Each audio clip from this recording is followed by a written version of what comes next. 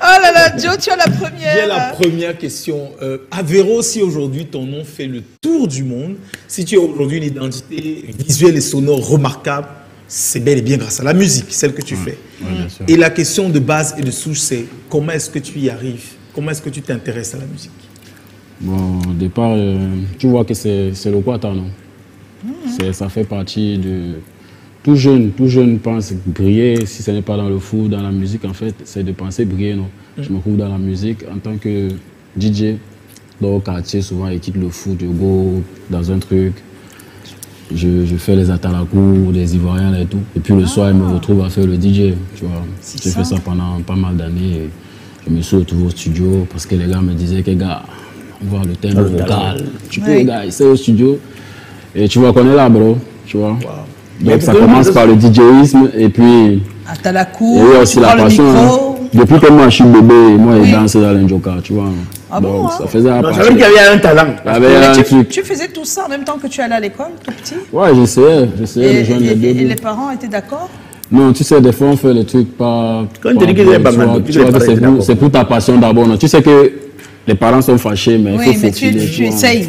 Mais tu essaies d'être à la maison, tu n'écris pas trop. Oui. Je dis que souvent, un bangando, c'est qu'il a appris la moitié de ses responsabilités. C'est-à-dire que le père parle qu'à moitié.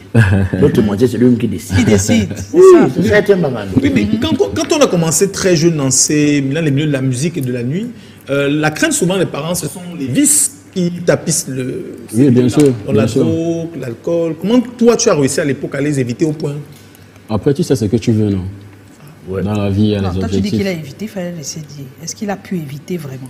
Oui, il a d'abord fait avant. Non, est-ce qu'il a d'abord... Oui, c'est ça que je... Merci, Blakoya. Tu as d'abord tiré. Non, après, c'est dans l'univers dans lequel tu vis. Donc, ça t'est arrivé. Comment tu... En fait, je veux plutôt aider. Comment tu as fait, même si ça t'est arrivé, de sortir... Comment tu fais pour prendre conscience? Voilà. Non, c'est le focus. C'est le focus. Moi, quand je sortais souvent à 4 h du matin, je savais que ma matin n'était pas d'accord. Tu vois, elle voit son mouna sortir tous les jours à 4 h du matin pour aller faire les atalakou et tout. Oui. Je suis pas sûr. Elle voit, elle s'imagine... tellement de choses. Oui, tellement de choses. Est-ce qu'il va s'égarer? Est-ce que... Mais toi, tu es focus, là. Tu sais d'où tu viens. Et quand tu sors, tu sais que bon, si moi, elle commence à prendre le couloir, si où les gars partent toujours derrière là-bas pour fumer et tout, est-ce que ce sera bien pour moi? Est-ce que c'est ça le truc et tout? Donc quand tu vas pour faire tes atalakou, tu fais tes atalakou, tu rentres. Oui, mais c'est pas si facile que ça. Est-ce que c'est peut-être l'éducation que tu as reçue qui te fait ça penser comme ça? Parce que c'est pas bon, c'est pas le commun des bangando. Mais la nuit, c'est pas pour les chrétiens. Oui, je vois. La nuit, c'est pas pour les chrétiens. Oui. Est-ce qu'il t'est arrivé d'accompagner des amis? Bon, si tu as accompagné, tu as baissé ou tu as laissé?